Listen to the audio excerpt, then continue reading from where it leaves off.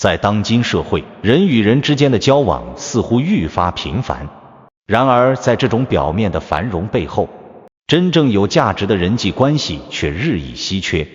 聪明人往往意识到，社交不仅仅是维持表面关系的手段，而是实力与价值的真实体现。正如古人所说，亲近者不宜久处，远离者难以相交。在这样的背景下，如何辨识聪明人并理解他们的交际哲学，成为了一个引人深思的问题。在这个充满选择的时代，聪明人选择避免无谓的社交，这又是为什么呢？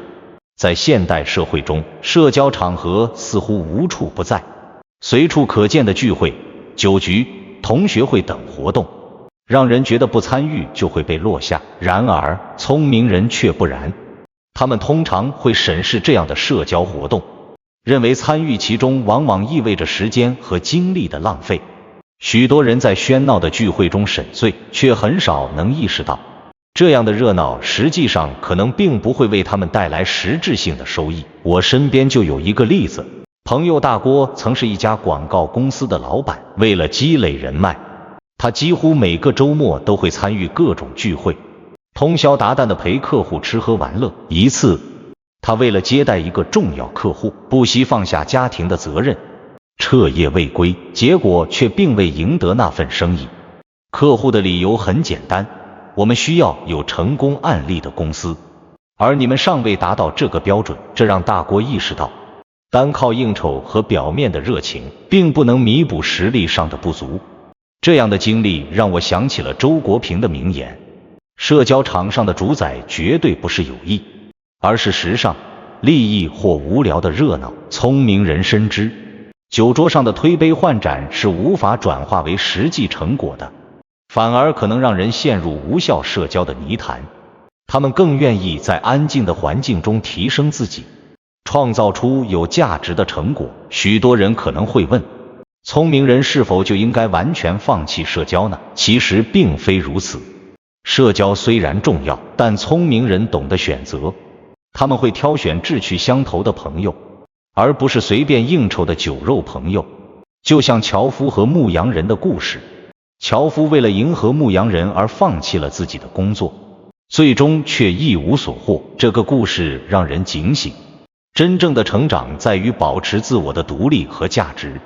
社交不仅仅是为了寻找人脉，更多时候是一种对自我价值的确认和提升。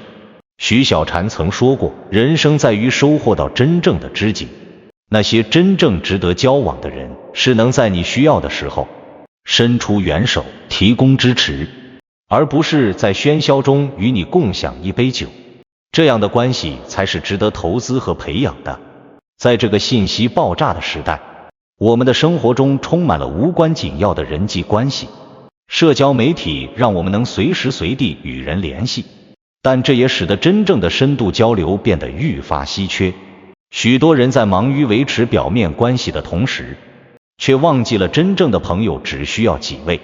就像社会实验短片中所示，尽管通讯录里有上千个联系人，但能真正支持你的人却只有2、3位。面对这种现实，聪明人选择专注于那些能够让自己成长的关系。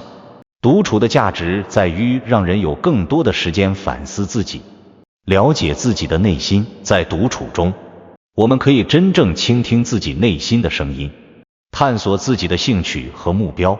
许多成功人士在创造伟大的作品时，往往都是在独处的环境中。木心在莫干山隐居时，创作了大量的中短篇小说，而梭罗则在瓦尔登湖畔的独处中思考人生的意义。社交虽然无法避免，但聪明人明白，真正的社交不是为了迎合他人，而是为了提升自我。在不断的自我提升中，他们建立起了真正的有价值的关系网。就像电视剧《大江大河》中的宋运辉，他没有依赖于庞大的人脉，而是凭借自己的努力，逐步实现了人生的价值。宋运辉的故事提醒我们，成功的关键在于自身的努力与坚持，而不是靠虚假的社交。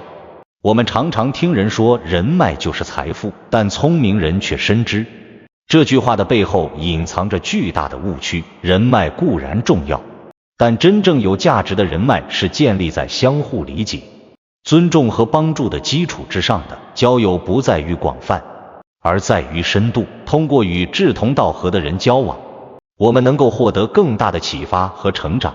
在这个快节奏的社会中，学会独处是每个人都需要掌握的技能。